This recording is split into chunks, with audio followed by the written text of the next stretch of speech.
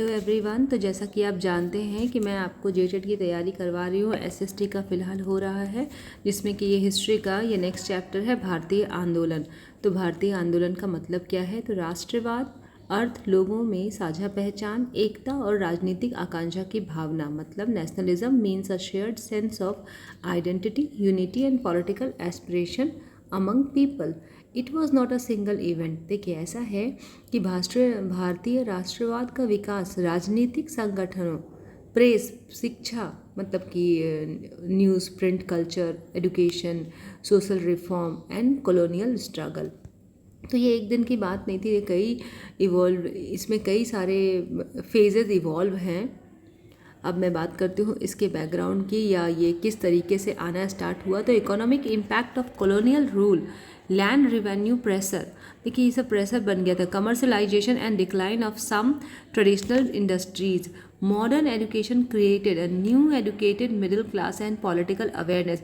मतलब आधुनिक शिक्षा से शिक्षित माध्यम वर्ग और राजनीतिक चेतना का विकास होने लगा। लोगों को अवेयरनेस आ गई। रेलवे, डाक, तार्क, समाज पत्र, मतलब कि न्यूज़पेपर्स, हर जगह कम्युनिकेशन बढ़ने लगा। लोगों को हर न्यूज़ पहुंचने लग गया। और क्या हुआ? Racial discrimination and restrictive colonial policies strengthen political opposition. मतलब उनमें स्ट्रांग वो यूनाइट होने लगे। तो अगर बात करेंगे सबसे पहले प्रारंभिक राजनीतिक संगठन क्या रहा, तो Indian association 1876, associated with Surendra Banerjee and Anand Mohan Bose. तो हमें ये याद रखना है कि फिर क्या है, पूना सार्वजनिक सभा जो कब आई थी? 1870, एक महत्वपूर्ण क्षेत्रीय राजनीतिक संगठन रहा। फिर मद्रास महाजन सभा जो 1884 एंड बॉम्बे प्रेसिडेंसी एसोसिएशन। ये सब देखिए डेट्स हैं, फैक्चुअल्स हैं, तो इसमें मैं कुछ भी ऐसे आपको नहीं रोट लर्निंग के थ्रू से बता सकूंगी, ये आपको थोड़ा लर्न करना पड़ेगा। फिर अब आती है बात की फॉर्मेशन ऑफ आईएनसी। तो Indian national Congress was founded in 1885। तो आप इसे किसी अपने इम्पॉर्टेंट डेट से कनेक्ट करके याद रखिए। 1885 फर्स्ट सेशन कहाँ हुआ था? बॉम्बे में। बॉम्बे प्रेसिडेंसी WC बैनर्जी, विमन चंद्रा बैनर्जी ने। और नेक्स्ट है कि A.O. ह्यूम ने कांग्रेस के संगठन में महत्वपूर्ण भूमिका निभाई थी। तो जब वो 1885 में स्टार्ट हुआ था तो A.O. ह्यूम, ठीक है। Early aim included political education, unity and constitutional demands. तो सबसे पहले क्या हुआ था? राजनीतिक शिक्षा, एकता और संवैधानिक मांगे शामिल थी। बेस ही वही था। तो अगर बात करेंगे इसे मॉडरेट या उसके नेक्स्ट फेज़ की बात करते हैं, तो कैसे ये आगे प्रोसीड किया।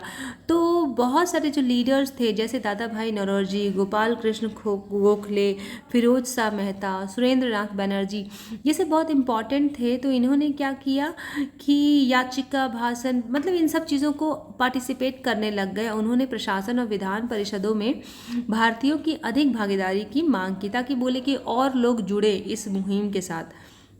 तो अब देखिए, जब जो मुहिम ऐसा कुछ होता है तो उसमें धन का भी तो मतलब बिना पैसे के तो देखिए कुछ होता नहीं है। तो दादा भाई नौरोजी ने तर्क दिया कि औपनिवेशिक शासन भारत की संपत्ति को पर्याप्त आर्थिक प्रतिफल के बिना ब्रिटेन ले जाता था। उन्होंने एक इन जनरल ओवरव्यू बताया इकोनॉमिक कंडीशन या कहाँ पैसा जा रहा है। तो इस सिद्धांत ने औपनिवेशिक आर्थिक शोषण को उजागर किया। अब लॉर्ड कर्जन जो 1905 में बंगाल के विभाजन किया उन्होंने, या उन्हीं के समय में हुआ, या उन्होंने ऐसे सिचुएशन कर दी जो बंगाल विभाजन हुआ, आधिकारिक कारण प्रशासनिक बताया गया। लेकिन अनेक भारतीयों ने इसे फूट डालो और राज करो की नीति माना। तो हम इसे बोल सकते हैं divide and rule policy Bengal विभाजन से ही स्टार्ट हुई थी, या उस वक्त ही हुआ था, जिससे ही 1905 में बंगाल विभाजन हुआ। ये याद रखना है हमें।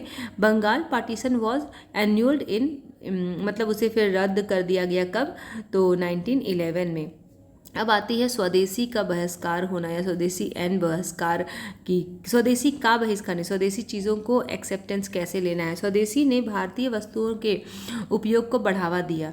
तो जब तक आप अपने स्वदेशी चीज़ों को यूज़ नहीं करेंगे तो बहिष्कार करना भी अपने चीज़ों को यूज़ करने का ही एक तरह से स्थिति दर्शाता है। तो पहले उन्होंने बहिष्कार किया किसका?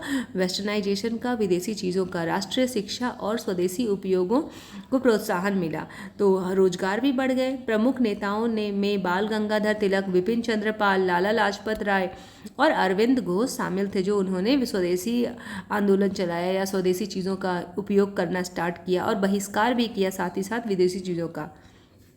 तो सूरत स्प्लिट क्या हुआ था? सूरत विभाजन कब हुआ था? तो सूरत विभाजन देखिए, Congress split at Surat in 1907 between moderates and extremists.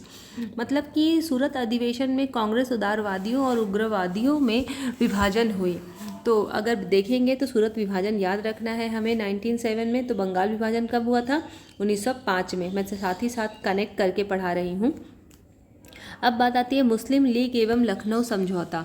तो all Indian Muslim League was founded at Dacca in 1906। तो लखनऊ समझौता 1916 में कांग्रेस और मुस्लिम लीग के ने संवैधानिक मांगों पर समझौता किया। यह अस्थायी राजनीतिक सहयोग का महत्वपूर्ण उदाहरण है। अस्थायी। मेन लीडर इसके कौन कौन थे?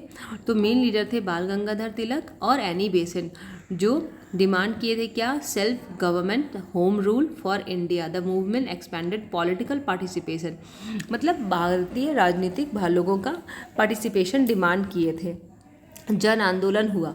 अब देखिए गांधी इसके बाद ही आते हैं। गांधी अराइव होते हैं। गांधी जी कब? 1950 में दक्षिण अफ्रीका में से भारत लौटे। 1915 में दक्षिण अफ्रीका से भारत लौटे। और चंपारण सत्याग्रह कब हो गया? 1917 में। बिहार के नील की समस्याओं की समस्या, मतलब Indigo cultivators issues in Bihar. उसके बाद क्या हुआ? अहमदाबाद मिल स्ट्राइक। वो कब? देखिए 15 में वो भारत लौटे अफ्रीका से।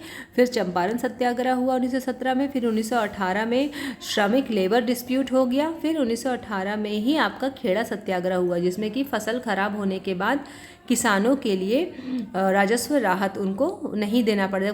जब अनाज ही खराब हो गए तो रिवेन्यू कहाँ से देते? तो उसका प्रेशर नहीं रहा।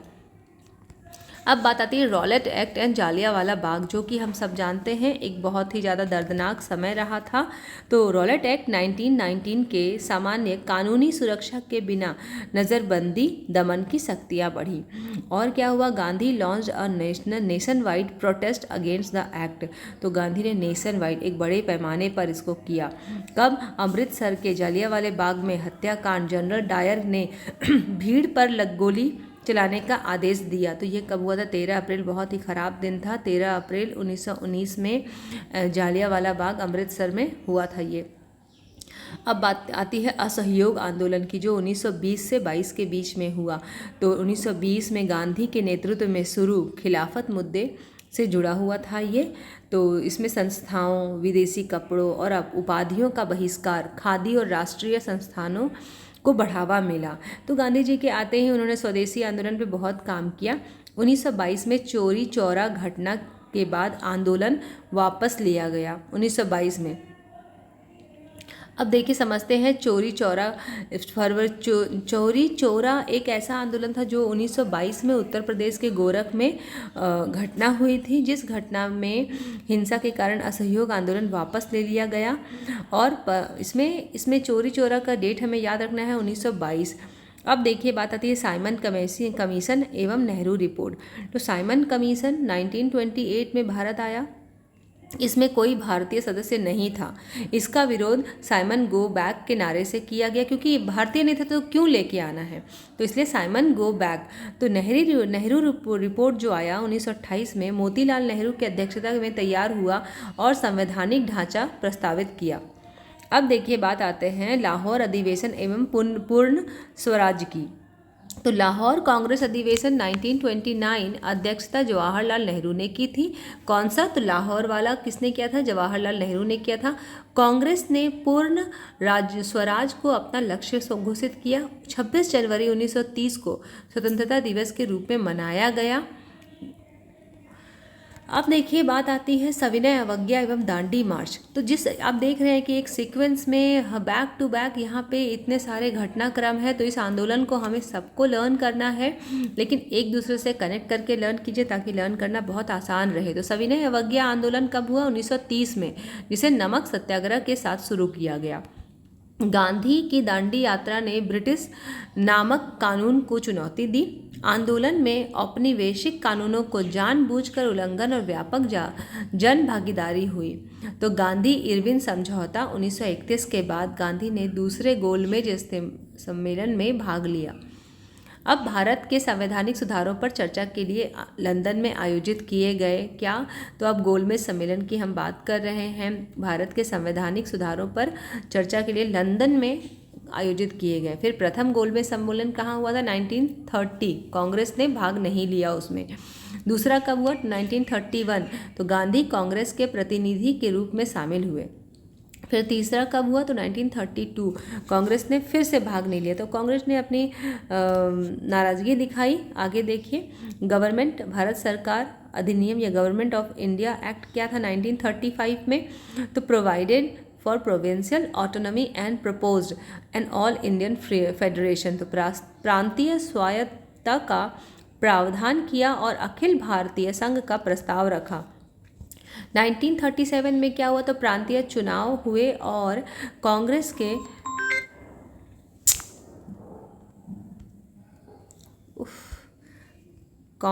के माफ़ी चाहते हैं। The act was an important constitutional milestone before independence. दूसरा, क्विट इंडिया मूवमेंट। देखिए ध्यान दीजिए, भारत छोड़ो आंदोलन क्रिस्प मिशन की विफलता के बाद अगस्त 1942 में शुरू हुआ। बम्बई अधिवेशन, ऐसे ही करके देखिए, करो या मरो फिर आह्वान कब हुआ? तो 1942 में। इसी तरीके से आपको ये सारा कंटेंट आप देखिए। अगर आपको समझ में आ रहा है तो मुझे ज़रूर बताइएगा कि आपको यहाँ कहाँ समझ में नहीं आया। इसके बाद भी कुछ आंदोलन है, जैसे कि सुभाष चंद्र बोस का आना, वो कैसे क्या किए। फिर किसान एवं जनजातीय आंदोलन। तो और भी ये सब चीज़ 2-3 पॉइंट यहाँ पर हैं जो आपको अभी और पढ़ना है। आप इतना देखें, मैं इसके साथ आपके लिए ज़रूर लेकर के आऊँगी MCQ। तो thank you so much for watching this video. I hope you are liking this my videos.